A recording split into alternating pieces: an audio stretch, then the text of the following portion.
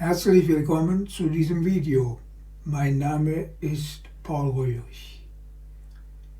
In den kommenden Minuten möchte ich Sie mitnehmen auf eine Reise in ein Themenfeld, das viele Menschen fasziniert und gleichzeitig herausfordert. Es geht um geistiges Heilen, um Intuition und um die Frage, wie innere Kräfte, Gedanken und Bewusstsein unser Wohlbefinden beeinflussen können. Ich spreche über meine Erfahrungen aus mehr als 3 Jahrzehnten Forschung und praktischer Arbeit, über wissenschaftliche Untersuchungen und über die Grenzen, die geistige Heilmethoden haben.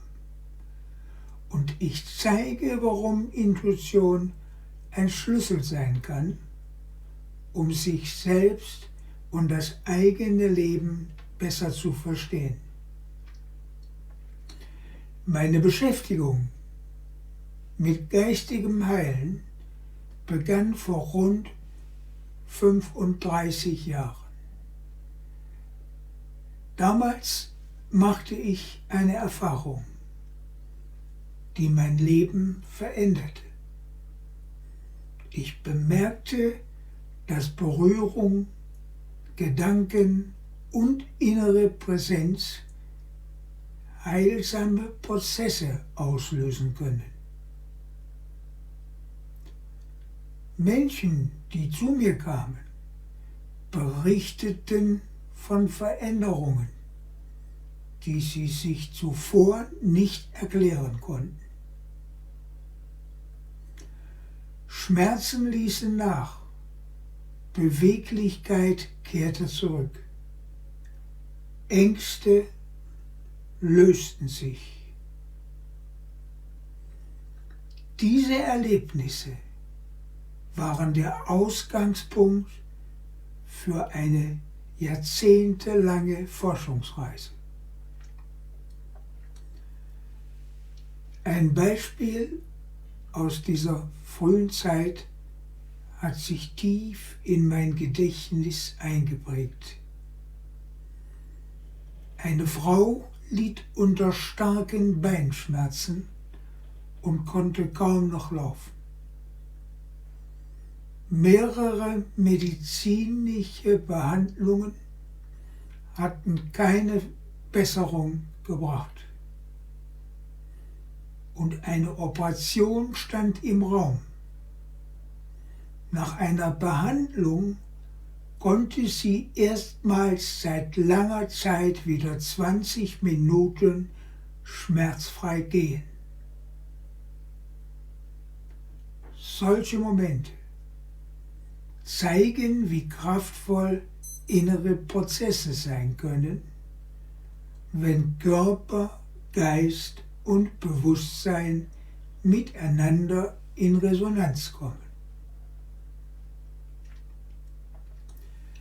Im Laufe der Jahre kamen immer mehr Menschen zu mir, oft mit sehr unterschiedlichen Beschwerden. Manche suchten Unterstützung, nachdem sie medizinisch bereits vieles ausprobiert hatten. Andere wollten einfach erfahren, wie geistiges Heilen funktioniert und welche Rolle Intuition dabei spielt. Besonders intensiv wurde meine Arbeit, als ich begann, energetische Fernbehandlungen durchzuführen. Viele Teilnehmer berichteten von tiefer Entspannung, von innerer Ruhe und von einer spürbaren Verbesserung ihres Wohlbefindens. Diese Erfahrungen führten schließlich zu einer wissenschaftlichen Untersuchung. In einer Studie wurde die energetische Ferntiefenentspannung analysiert. Die Ergebnisse zeigten deutliche Verbesserungen in Entspannung, Lebensqualität und subjektiver Gesundheit. Für mich war das ein wichtiger Schritt, denn es bestätigte, dass geistige Heilimpulse nicht nur gefühlt, sondern auch gemessen werden können. Trotz dieser Erfolge ist mir eines besonders wichtig. Geistiges Heilen hat Grenzen. Es ersetzt keine medizinische Behandlung. Es kann sie jedoch sinnvoll ergänzen. Ich erinnere mich an einen Fall, in dem mich ein Hotelbesitzer bat, seine schwer erkrankte Frau zu helfen. Trotz aller Bemühungen konnte ich ihre Schmerzen nicht lindern. Ich empfahl ihr, eine Klinik aufzusuchen. Diese Erfahrung hat mich gelehrt, wie wichtig es ist, verantwortungsvoll zu handeln und zu erkennen, wann geistige Methoden nicht ausreichen. Meine Arbeit führte mich später für eine Woche in ein Hotel in Alicante. Dort behandelte ich Menschen aller Altersgruppen. Eine ältere Frau, die auf Krücken angewiesen war, konnte nach einer 40-minütigen Sitzung den Raum ohne Hilfe verlassen. Solche Erlebnisse zeigen, wie individuell Heilprozesse verlaufen und wie unterschiedlich Menschen auf geistige Impulse reagieren. Neben dem geistigen Heilen beschäftige ich mich seit vielen Jahren mit Intuition. Intuition ist eine Form des Wissens, die jenseits des analytischen Denkens wirkt. Sie ist kein mystisches Phänomen, sondern ein natürlicher Teil unseres Bewusstseins. In kontrollierten Experimenten untersuchte ich, wie zuverlässig intuitive Entscheidungen sein können. Die Ergebnisse zeigten, dass Intuition in bestimmten Situationen präzise Informationen liefern kann, die dem bewussten Denken nicht zugänglich sind. Diese Forschung hat dazu beigetragen, Intuition und geistiges Heilen als ernstzunehmende Themen in der wissenschaftlichen Diskussion zu verankern. Gleichzeitig gibt es Kritik. Manche führen den Placebo-Effekt als Erklärung für Verbesserung an.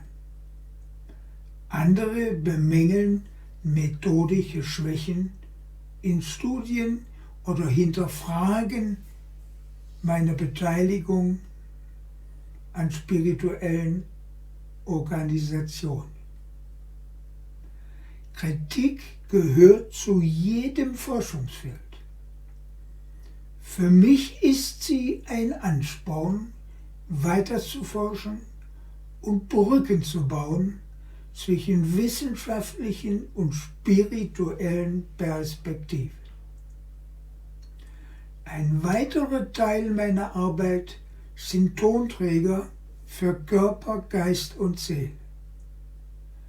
Da meine Stimme vielen Menschen in tiefe Entspannung versetzt haben, entwickelte ich Audioprogramme, die im öffentlichen Handel erhältlich sind. Sie sollen Menschen unterstützen, ihre innere Ruhe zu stärken oder ihre persönliche Entwicklung zu fördern.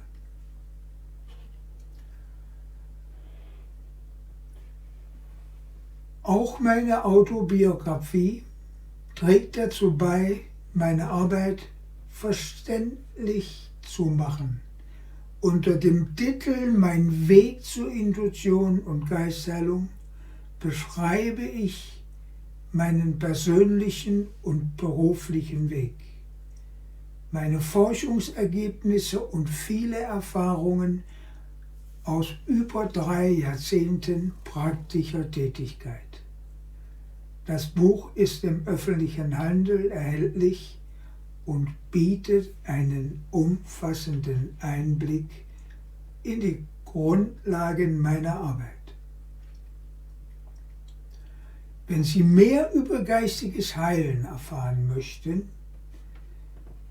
biete ich ein kostenloses Beratungsgespräch für eine unverbindliche Fernbehandlung an.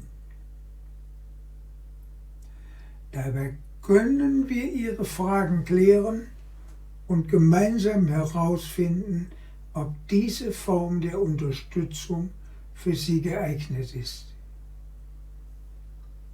Für die Fernanwendung benötige ich gelegentlich Ihren Vornamen.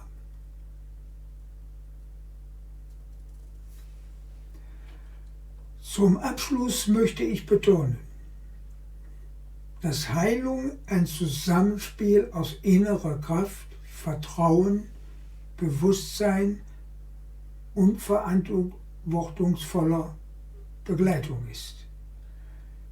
Geistige Heilmethoden können medizinische Maßnahmen nicht ersetzen, aber sie können sie sinnvoll ergänzen.